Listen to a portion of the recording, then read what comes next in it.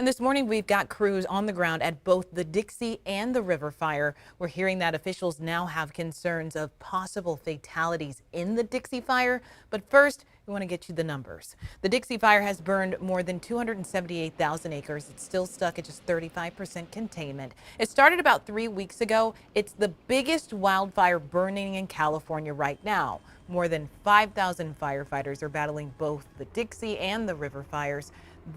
It started yesterday afternoon, the River fire by that.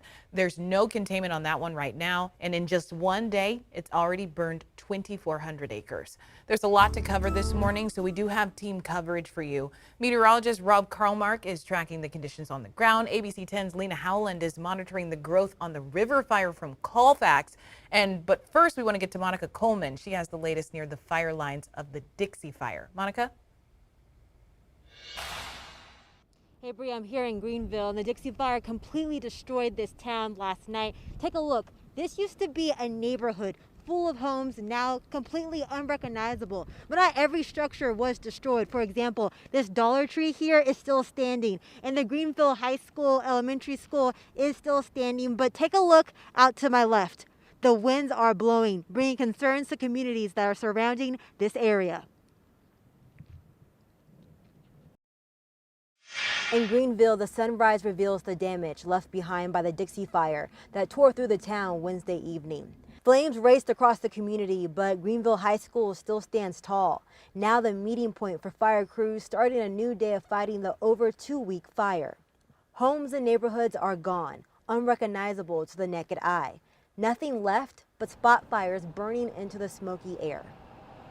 This is what's left of Main Street in Greenville. Behind me is the Sierra Lodge, and to my right is Way Station Bar. All that's recognizable is the front of the structure. And come along this way with me. You can see what's left of the local pharmacy. Everything around it completely destroyed. It's a little nerve-wracking. I think yesterday's fire with Greenville, I think everybody's just numb. 10 minutes down Highway 70 from Greenville is the town of Crescent Mill.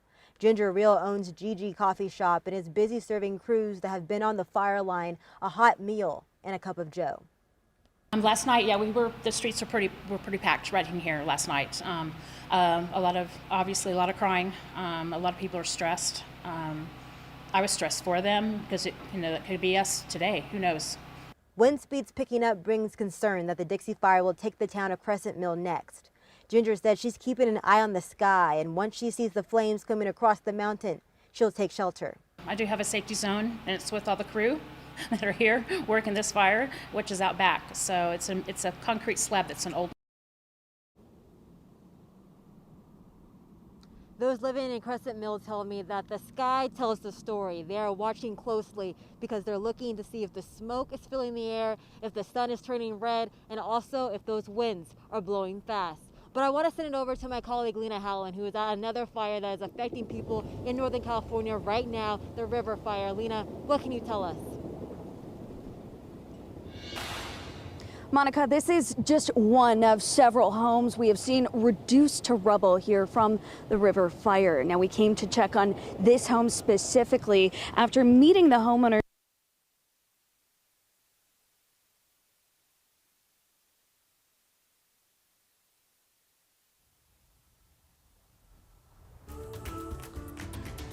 All right, thank you, Lena, for that, and thank you, of course, Monica. They're doing a very tough job on an emotional and a very dangerous situation because these fires are not out. And here's the situation going forward. You saw in Monica's live shot, who's there in Greenville, that the wind is picking up. These are the early stages of day number 2 of a big red flag warning. Now, the river fire is in a little bit of a different spot, so I'll show you that. But I do want to highlight the number one issue is that we have this huge area covered by a red flag warning. That's when it's very windy and very dry, and that's going to be the case today. So we do expect more extreme fire growth and activity exactly where that fire is. Also, you can see it's on the other side of I-5 where there's a number of fires burning there as well. And then that one spot between Grass Valley and Auburn, that's roughly where we have the river fire. Now, it's not technically in a red flag zone, but what happened is that it ran up the hill very quickly, and it's in the area with a number of homes. So even though it doesn't look as windy and as dry, it's still going to be active today. We saw what happened yesterday when it also was not in a red flag warning. So this is what we have. In addition to this, the temperatures are coming down today. That's a good part of the forecast, but we still have critical fire conditions in the Sierra and far northern California for yet another day.